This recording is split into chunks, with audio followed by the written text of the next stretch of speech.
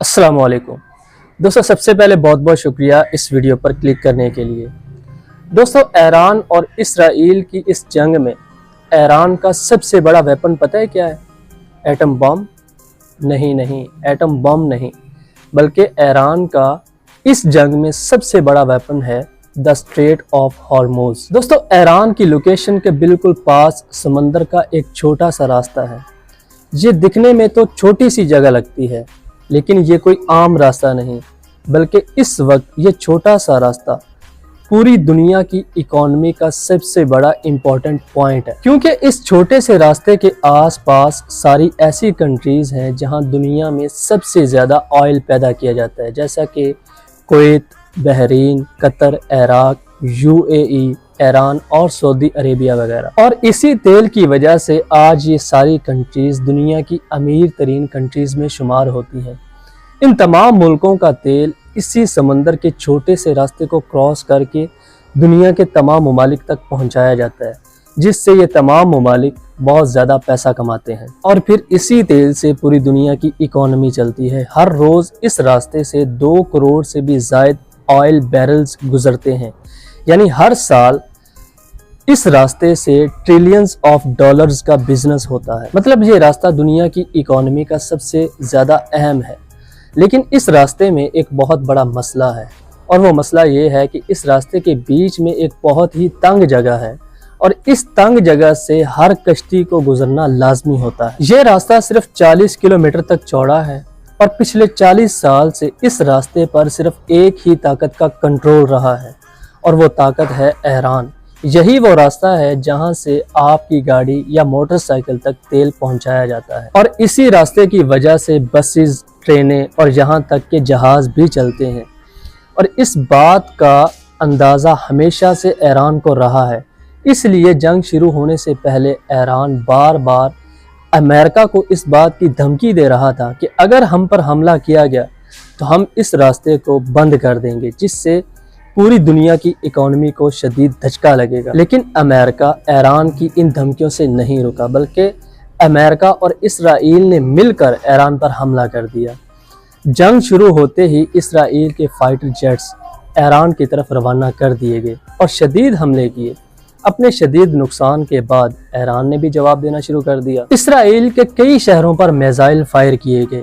फिर ईरान ने इसराइल के बेसिस पर भी हमले किए। इसके बाद ईरान ने अपनी तारीख का सबसे बड़ा वेपन इस्तेमाल किया, जो इससे पहले उसने कभी नहीं किया था। अचानक स्ट्रेट ऑफ हॉर्मुज से गुजरने वाली तमाम बड़ी बड़ी कश्तियों के रेडियोज बजने लगे, जिन पर ईरान की नेवी का ये पैगाम चल रहा था कि आज के बाद इस रास्ते से कोई भी कश्ती नहीं गुजरेगी, और जिस कश्ती ने यहाँ से गुजरने की कोशिश की उसे तबाह कर दिया जाएगा। इस ऐलान के बाद तमाम बड़ी कश्तियाँ रुक गईं और इस रास्ते में फंस गईं।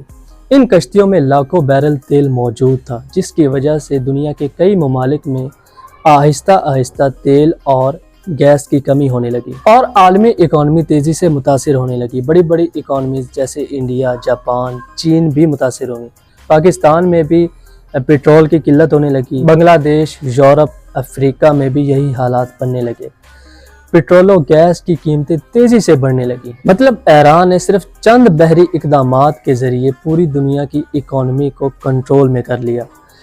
कहा जाता है कि ईरान ने समंदर के नीचे, इसी रास्ते के नीचे समंदर में बारूदी सुरंगें भी बना रखी हैं, ताकि अगर कोई कश्ती इनकी इजाज़त के बगैर यहाँ से गुजरने की कोशिश करे तो उसे फौरन तबाह कर दिया जाए। और कुछ कश्तियों पर हमले भी किए गए हैं। इसके बाद ईरान ने दुनिया को एक ऑफर दी कि जो भी इस रास्ते से गुजरना चाहता है उसे हमारा एक काम करना होगा, और वो काम ये है कि उसे अपने मुल्क से अमेरिका और इसराइल के तमाम सफ़ीरों को निकालना होगा। लेकिन दोस्तों, ये पहली बार नहीं है कि ऑयल को वेपन के तौर पर इस्तेमाल किया गया।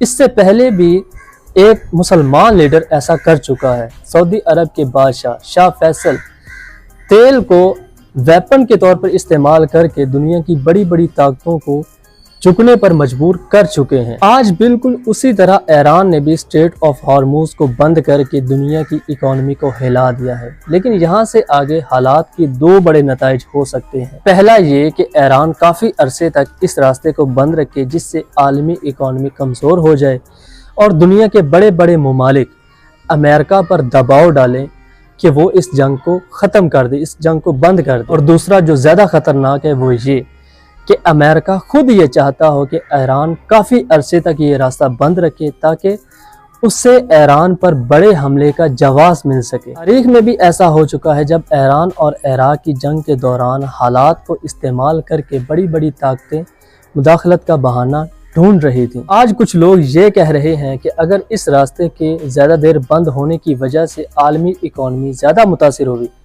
तो दुनिया के कई ममालिक ऐसे हैं जो ईरान के खिलाफ हो जाएंगे। उसके बाद अमेरिका एक हीरो के तौर पर सामने आकर ईरान पर बड़ा हमला करेगा और इस रास्ते को खोलने का दावा करेगा। और अब ईरान की क़यादत ने भी ये ऐलान कर दिया है कि ये जंग तब तक नहीं रुकेगी जब तक अपने नुकसान का बदला नहीं लिया जाएगा और स्ट्रेट ऑफ हॉर्मुज़ भी बंद रहेगा। ईरान ने ये वाज़े कर दिया है कि वो कभी भी सरेंडर नहीं करेगा। तो दोस्तों ये थी हमारी आज की वीडियो। आपको कैसी लगी ये वीडियो नीचे कमेंट में ज़रूर बताइएगा। अपना बहुत सारा ख्याल रखिएगा और दुआ में मुझे याद रखिएगा। अल्लाह हाफ़िज़।